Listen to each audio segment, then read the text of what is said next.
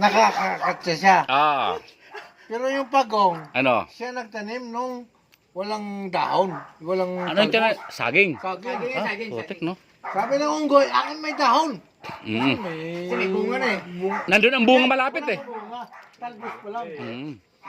Sabi ng pagong, akin na yung ugat. May ugat. Tinanim. Ay namunga yung kay pagong. Oh. Sabi ng pagong, namunga eh. Mm. Nangyari? Sabi ng pagong, hindi ko kayang akyatin yan, unggoy. Akyatin mo na lang. Oh, kasi unggoy, Hati tayo. magaling Hati umakyat tayo. ang unggoy eh. Hatian niya tayo. Oh.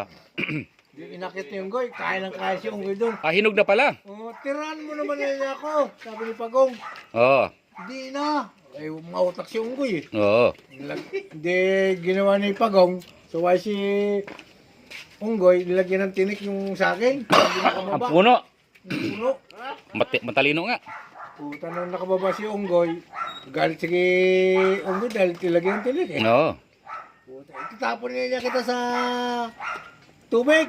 Mhm. Sabi ng pagong, huwag mo itapon sa tubig, malulunod ako. Mhm. Itapon mo lang ako sa disyerto. Di, tinapon ni unggoy doon sa tubig. Di tuwa si pagong.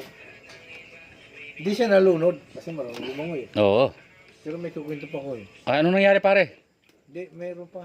Wala si Raymond eh. Puti inaabangan namin pare, tatawa kami. Warm up pa lang yun. Warm up.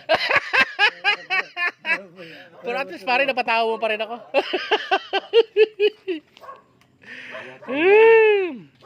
Kasiyahan lang tayo pare, kasiyahan lang. Alam mo na eh. Ano lang tayo, good vibes. 'Di ba?